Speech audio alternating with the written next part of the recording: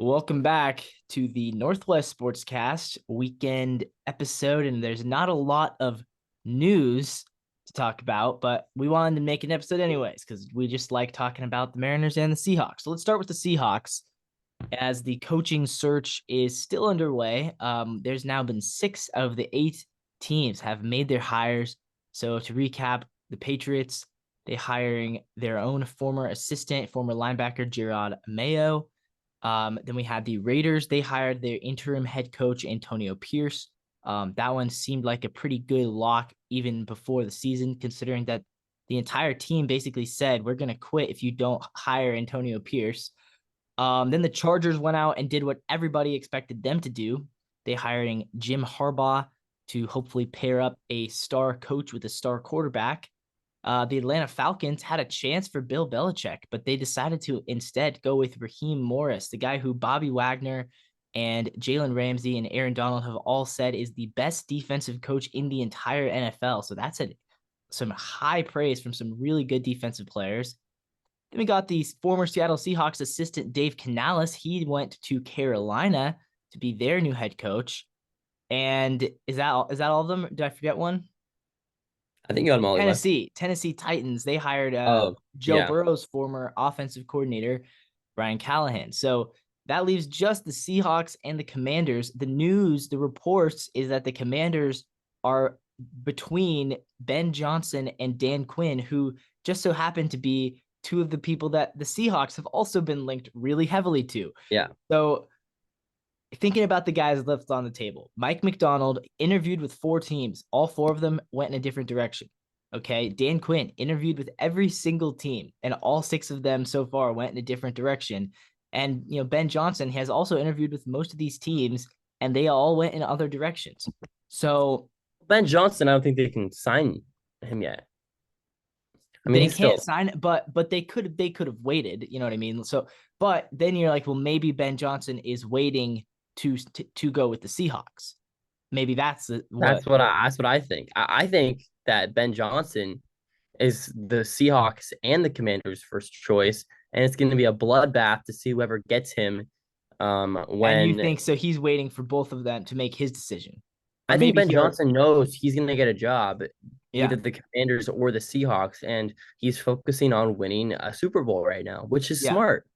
And I think Ben Johnson is that's a good sign for a head coach to not be worried about his next job when he still has a job right now, and that Oh, job's pretty totally. big. He's in the NFC Championship game right now. Look, I think Ben Johnson would be an absolute amazing hire, and I think Dan Quinn would be kind of a little bit of a failure, to be completely honest with you. I think it's Ben Johnson or what, you know what I mean? So Yeah. we'll see what happens. Is Slowick still out there? Slowick. Yeah. So from what it sounds like, I don't know if Slowick had a great interviewing process because it sounds like he wasn't really even a finalist for any teams, including for us. So I don't know what the deal is there. I have heard we've interviewed Mike Kafka twice now, and that's a interesting name. Former Mahomes quarterback coach, then went to the Giants and put together a pretty good year in 2022 with Daniel Jones, Saquon Barkley when they were healthy. They went to the playoffs. They won a playoff game, had a top 10 offense in the league.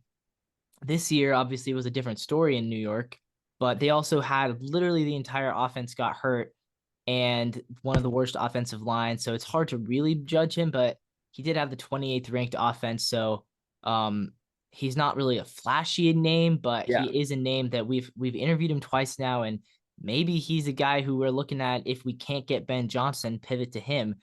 The other thing though is Mike McDonald of the Baltimore Ravens. I've heard Uh, that the idea in the league, according to some of these sources that I've been listening to, are all saying that the Seahawks are interested in him, and that might be why we're waiting because we didn't submit to interview him until it was too late because we only had 3 days after the regular season ended to request an interview.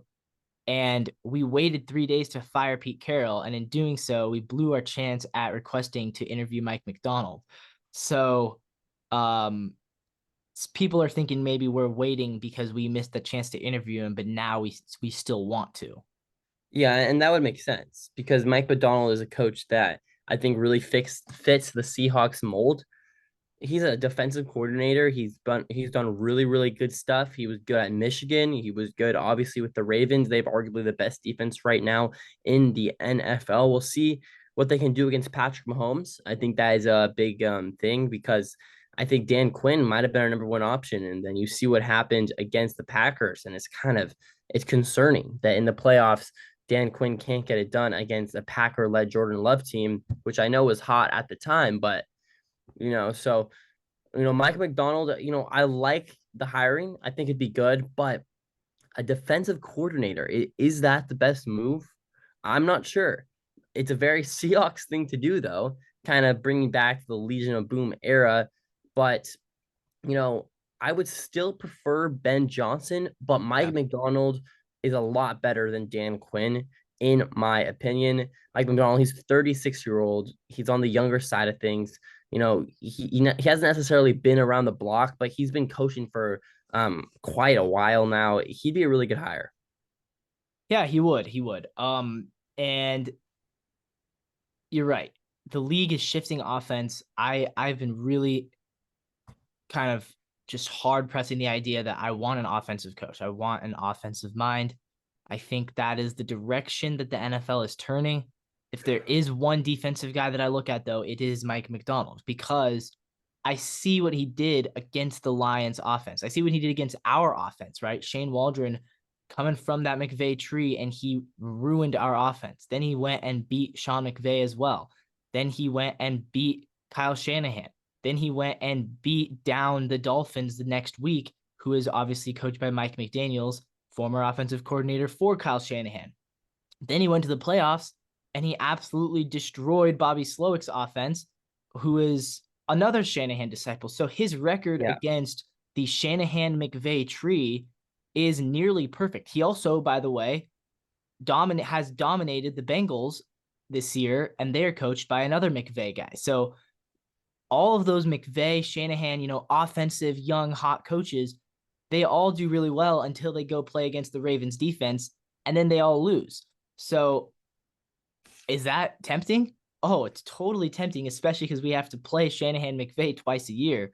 So I'm like, if you could win those games, if you can start winning those games, that was what I was so getting nervous about when they were saying we might hire Raheem Morris. And they said, the Rams organization has backed the Seahawks in hiring Raheem Morris. I'm like, what does that even mean? Like the Rams want us to hire their defensive coordinator. Like that almost makes me think they like Yeah. something's up there. Like like oh haha, like let's hope they hire this guy. Then we'll be able to exploit it. I don't know. That didn't give me the right idea. I was like, I don't know if we want to hire the coach that our division rivals want us to hire. But Yeah. That's a good but I point. think they don't. I would say I think that they would be pretty scared if we hired Mike McDonald. But the other downside is like, look, we've been trying the defensive thing for years. And, our defense, when we're not playing the Rams and 49ers, is actually not that bad. Like, if you take all the Rams and Niners games out in the last like 5, 6 years since they got McVay Shanahan, our defense is a lot better if you take those But, four but games that's a kind year of out. flawed in my opinion because you have to look at it when you play the Rams and No, but Niners. that's what I'm saying. So But those are your most important two games. no, that's Every what I'm year, saying. your Yeah. most important four games are Rams and Niners. So I'm saying if we've had a solid defense until we play the Rams and Niners, and then they always seem to beat us up. So maybe instead of again going for the defense first strategy, we have to recognize that no matter how good the defense is, no matter how many studs we have, the Rams and Niners are still gonna find a way to exploit us because that's what they do every year. Yeah, yeah. Especially if you hire Dan Quinn. I'm sorry. I've been very So vocal on bringing up Twitter Dan about Quinn, Dan Levi, Quinn. I think Dan Quinn is not going to happen for the Seattle Seahawks, and I No, say that because if Dan Quinn was our head coach, we'd already hire him, no? And we've interviewed him exactly. No, yeah, we've interviewed twice. him twice. Look, if we were We've gonna interviewed him twice, hire, and we haven't made a decision on him. So it seems like to me we're waiting for Mike McDonald with Ben Johnson to yeah, finish up their coaching, and I hope they don't make the Super Bowl for as a Seahawks fan because you have this whole Geno Smith thing where you have to decide if he is going to be the quarterback pretty much by what's the date? February. It's 5 days after the Super Bowl. yeah, So I mean that gives you not much time to make that decision. If let's say for some reason Ben Johnson and Mike McDonald both make the Super Bowl, then you have 5 days to hire one of those guys and then make a decision on Geno Smith. I just feel like it doesn't give you a lot of time to really evaluate Geno from inside of that coaching room. So we'll see. But I think that if Dan Quinn was going to be the Seattle Seahawks head coach, we would have probably hired him about a week ago. And I think Dan Quinn is on the outside looking in, and he's going to stay as the Cowboys DC next year. And that's what my gut says. My gut also tells me that if they beat the Packers, we probably have Dan Quinn as the head coach. I think that was the difference. I really do. I feel like the Seahawks saw that and was like, Jordan Love just put up 40 points. What the hell is McVay and Shanahan going to do? You know what I mean? Yeah. Yeah, you're right. I mean, look, what do we know John Schneider to be? What do we know him to be as a GM? Do we know him as a GM who plays it safe? Because that's not the idea that I've gotten from John Schneider. From the idea that I've gotten from John Schneider, this is a guy who reaches on running backs in the second round every other year. This is a guy who sees I have Lockett and DK, two great receivers. What do? I go out and draft another receiver, D. Eskridge. Then D. Eskridge fails. I go out and draft another receiver. I don't see him as a playing it safe kind of guy. I see him drafting guys with injury history. He drafts guys with a couple of times. He's drafted guys with domestic violence issues.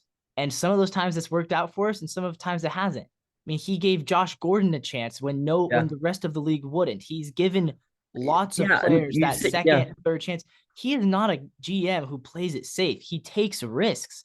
And so when people are like, well, I think he's going to play it safe and take Dan Quinn or, Mike Vrabel, proven commodity, I don't think that is where John Schneider's head is at. I see him as a risk taker. It's a risk in itself to get rid of Pete, right? That was a risk because with Pete, you're going to win 8, 9, 10 games a year. So getting rid of him, that was a risk in itself.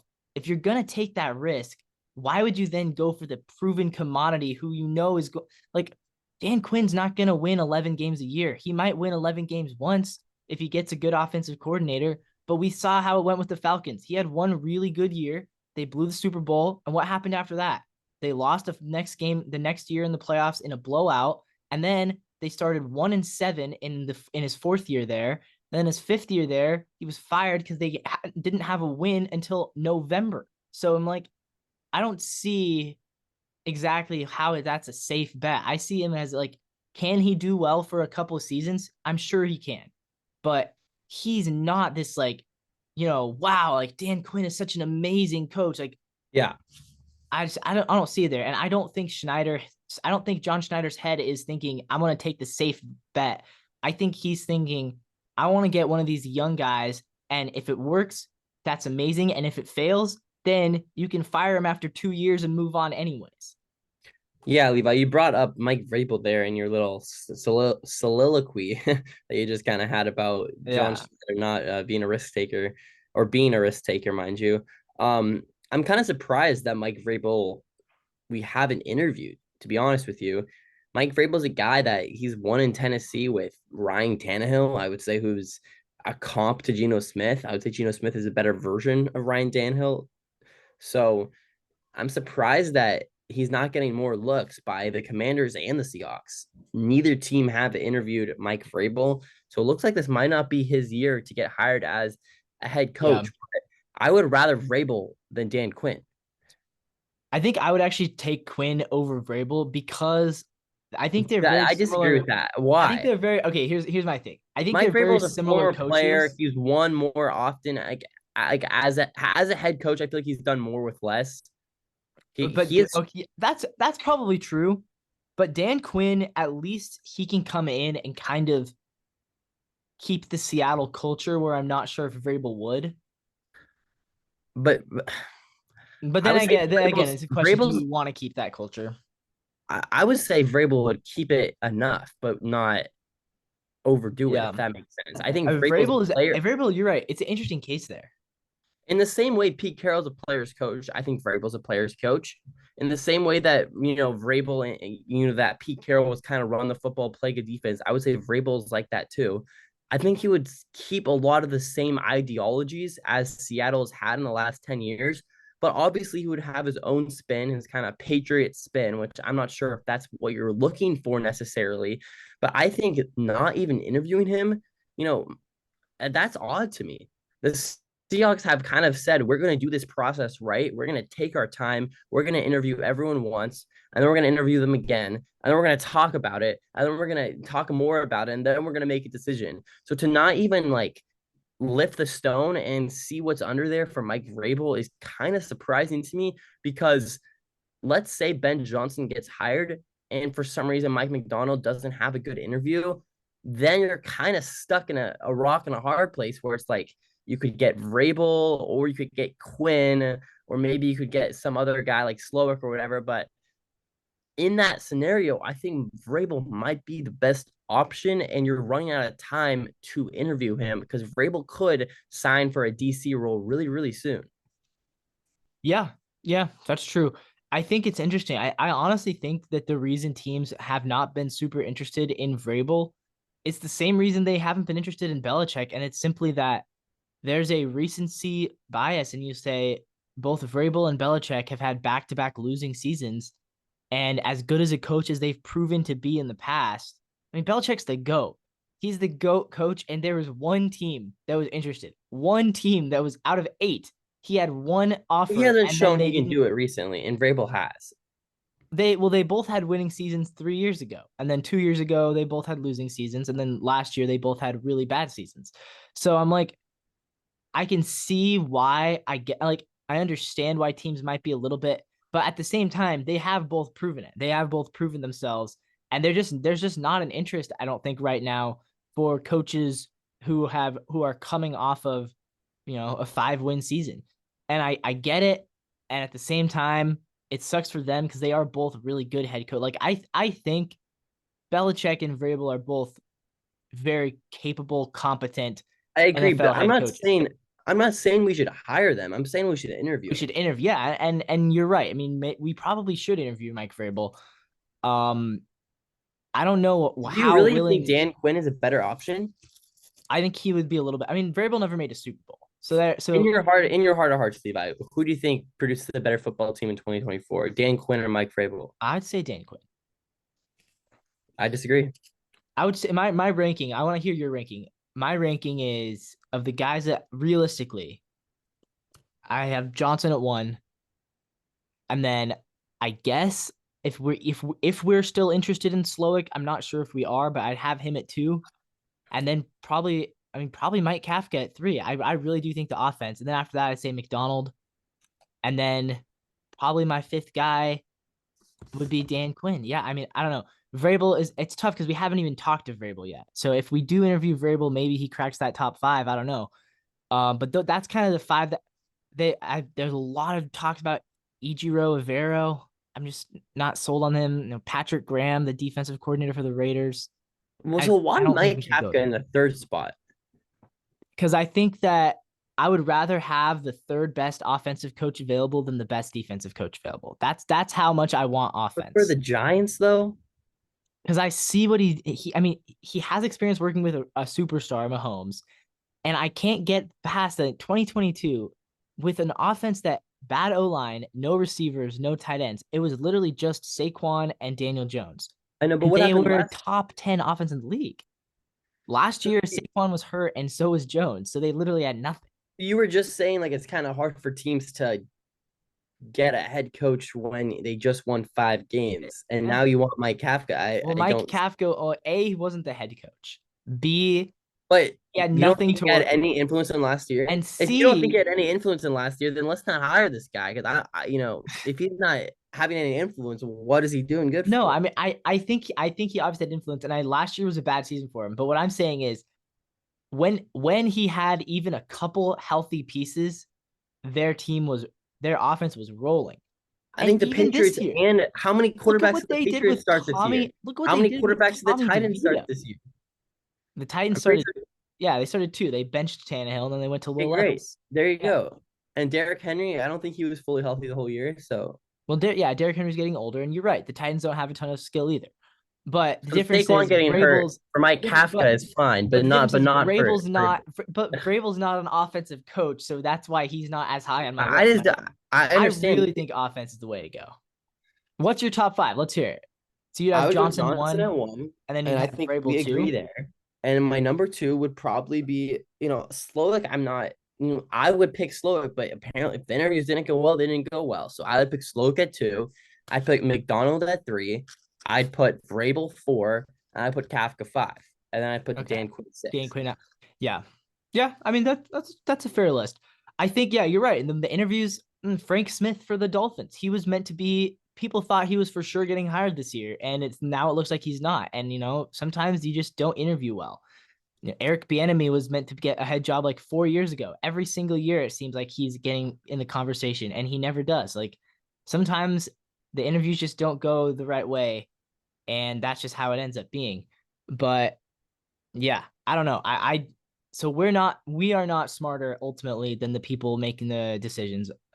Um, they see, they read the interviews, they're doing their homework more than we are. So all we can do is really speculate. But I mean, let's yeah, hear they're your doing their final homework, prediction. but Who right now today? Because this is what I'm not sure about. I really thought we were gonna go get Ben Johnson. Now I'm worried the Commanders will. well, there's a report leave that the commander's job.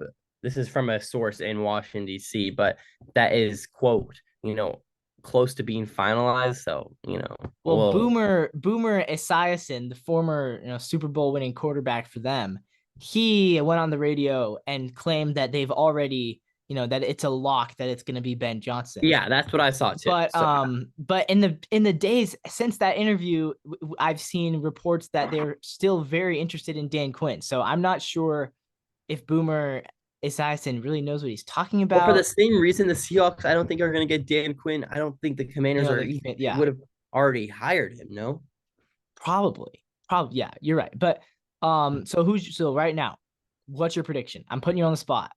my prediction is the Commanders get Ben Johnson and we get Mike McDonald. And then what's our record with Mike McDonald next year? Year one with Mike McDonald. See, it's just Levi, you can't do this to me. I need to know if we draft a quarterback or not. We don't. Let's say we don't. Let's say Gino's your quarterback. Maybe we draft somebody to be his backup, but we don't draft one of the four best. Okay.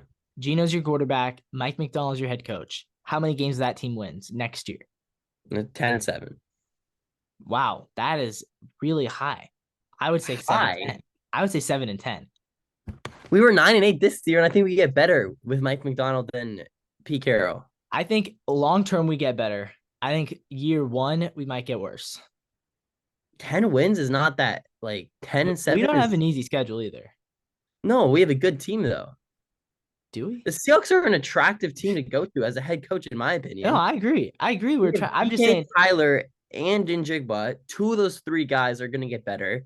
Tyreek Woolen or Reek Woolen, I don't think can play any worse. Yeah. So he's going to get better from last year. I mean, we need to Dave solve the Lucas O and line, the D Charles line, Cross, they should play the and whole year. I don't see us getting worse than last year, and we were 9-8. I think just because you're bringing in a new coach, that could cause you Levi, to lose a we couple were of games. 9-8 last year, and we could have won a couple games. We could have won the Cowboys game and the Rams game very easily. We also could have lost the Browns game. We could have lost the Cardinals game. We could have lost. Coaching can only do so much for you. Yeah, Like this roster is good. This is a good roster. This team isn't just gonna fall off a cliff because we have a new head coach. I think going from 9 to 7 wins is not a cliff, but I think we have That's a to if pretty we. big I difference mean, you when could the get. I'll be Falcons convinced won if seven we games. solve the O line, solve the D line, and solve the safeties, then yeah. But that's a big ask. I don't think the O line needs to be solved. I think they need to stay healthy. I think the D line, yeah, it'd be nice if we could. If we don't draft Gino, I think our first draft pick should probably be a D end or a D tackle. And We need an edge rusher. there's a few good ones in the draft. And hopefully at 16, a lot of the quarterbacks will go, and there'll still be a really good D end there.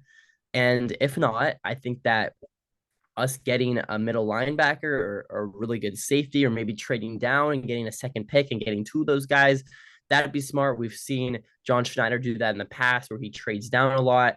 I'd be not surprised at all if that happens. To be honest with you, Levi, I would not be surprised if they go up or down. I don't know how likely it is we stay at 16, but that's a whole different video we need to Yeah. talk about. But yeah, no, so I think Ben Johnson will go to the Commanders, but he would be my first choice. And I think Mike McDonald will be the new Seahawks head coach. Okay. My prediction, my prediction, I think I would say the same. I think Ben Johnson gives us a better chance to be really good early on. I think both of them by year 2 are in the playoffs, but I think Ben Johnson could be in the playoffs year 1. I'm not sold on. I'm not sure if Mike McDonald gets there year 1, but I do think they would both be solid hires. And you're right. I mean, Bobby Slowick, we both like him a lot, but if the team doesn't want to go in that direction, then they probably know something that we don't. There's a lot Yeah. of behind the scenes stuff that we just can't know. Um, so yeah, I mean, with that being said, I think we can wrap this video up. Talking about the Seahawks, yeah, there's really not a whole lot of other news in as far as for the Mariners, Seahawks, so um, anything else to say, Drew? That'll do it. Thanks, guys, for watching. This is the NW Sportscast. Leave a like, comment, and subscribe on the video if you made it all the way to the end. It really does help us out a lot. It makes us more incentivized to keep making these videos for you guys. So, yeah, thank you. I appreciate it. Levi does as well. And as always, Go Seahawks. see you guys.